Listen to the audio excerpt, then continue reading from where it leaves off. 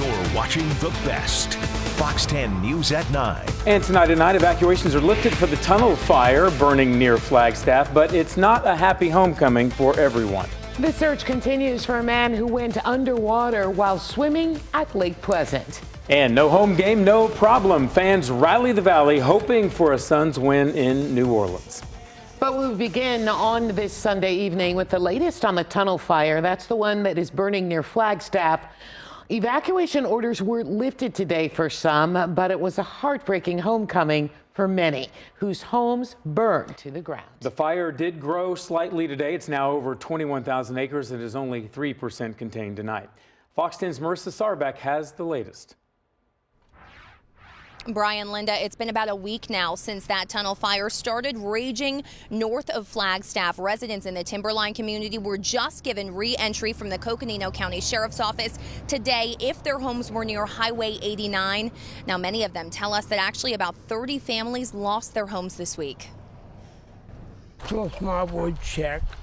Neighbors, I watched their homes burn. Residents in Timberline, just north of Flagstaff, had an emotional day to say the least. This was horrible. This was a tragedy. Today, Gary Sharp and his neighbors got the green light from the Coconino Sheriff's Office to go back into their homes as the tunnel fire shifts away from Highway 89 after blazing nearby for almost a week. Returning home today, Vietnam veteran Dave Barthman, discovering there was no home to go back to. He lost his medals and his uniform from his time in the service in that fire. That life is like a roller coaster. It goes up and it goes down. You have good times and you have bad times. Today, he walks around his property picking up the pieces, but he stays positive because he isn't in this alone. Very emotional, very difficult to deal with. A man that I've known for 20 some odd years, his life is upside down, and there's nothing I could do to help him. But today, Dave is trying to focus on what's most important. Not material things, but his life and the strength of this tight-knit community. Nothing that I ever lose that cannot be replaced. And that was the important thing.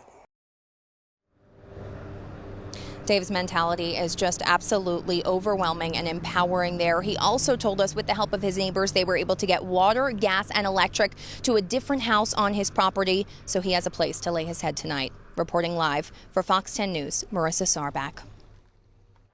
Wow, what a story. Marissa, thank you. Now to the Crooks fire burning in the Prescott National Forest. It has nearly doubled in size since Friday. It's grown to more than 3,900 acres.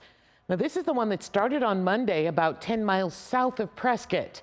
And tonight, it's 22% contained. Fire officials tell us they believe this was human caused. But some good news from the Crooks fire at tonight's community meeting. Fire officials told residents there is a containment line on the north side of the fire, and the deputies are patrolling homes in the area.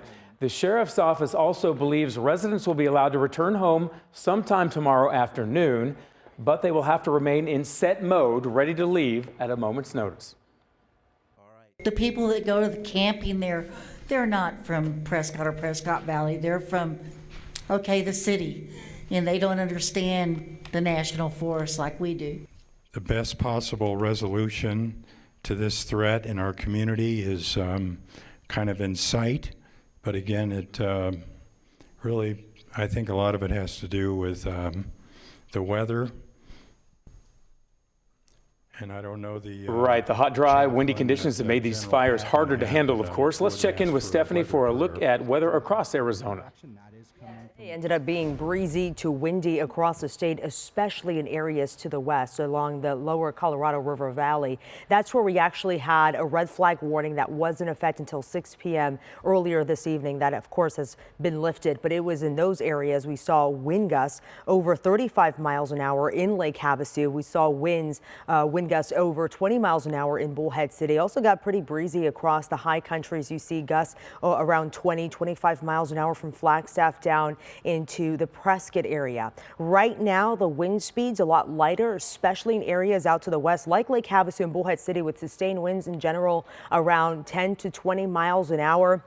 A lot lighter right now in Flagstaff and down into Phoenix. We have this quick moving disturbance that continues to slide its way further east, and then we will remain under the influence of a ridge of high pressure as we head into the next couple of days. For Monday, we can expect light winds in the area here, but then we take you into Tuesday and the winds will begin to kick up a little bit. Expect breezy conditions Tuesday, also Wednesday and Thursday for northern Arizona. So we're talking about possibly critical fire conditions yet again as we head into parts of this week.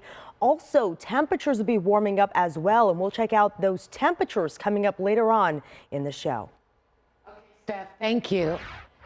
A developing story here as rescue crews are searching for a missing swimmer at Lake Pleasant today. Now, several people were swimming in the water near the Agua Fria Arm area when one of them swam from a boat to shore. Now, it's when the man tried to swim back, authorities tell us, that he got into trouble, started struggling, went under, and never resurfaced.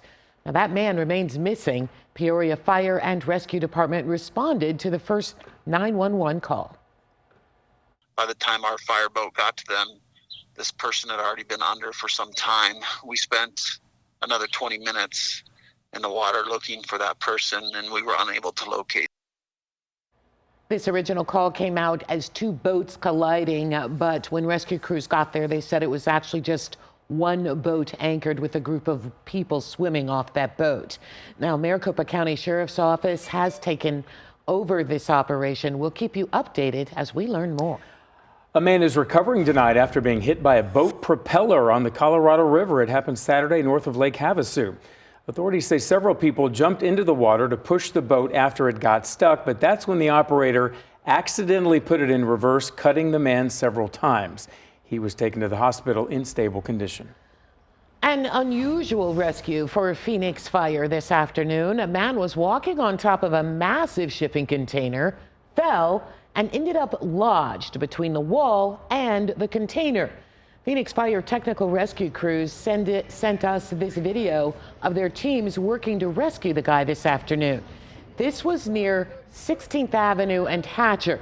The guy fell between the container and the wall about 10 feet down.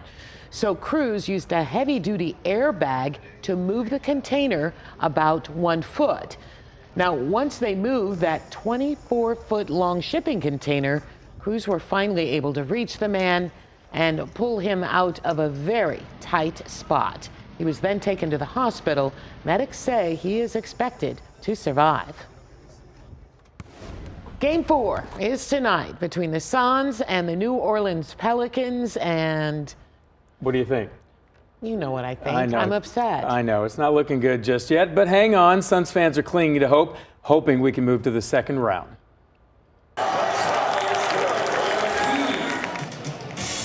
The game, of course, in New Orleans tonight, but that didn't stop Suns fans from catching all the action, including at the Footprint Center for a viewing party called Rally the Valley. And it's more than just watching the Suns. There's a lot of entertainment there, games for the kids, and giveaways for all the fans. I was here last year for when they had the rally events. It's a great atmosphere. It's cool that we love it. The Suns are amazing. The fans are amazing. I work here, and I wouldn't miss a moment of this exciting night.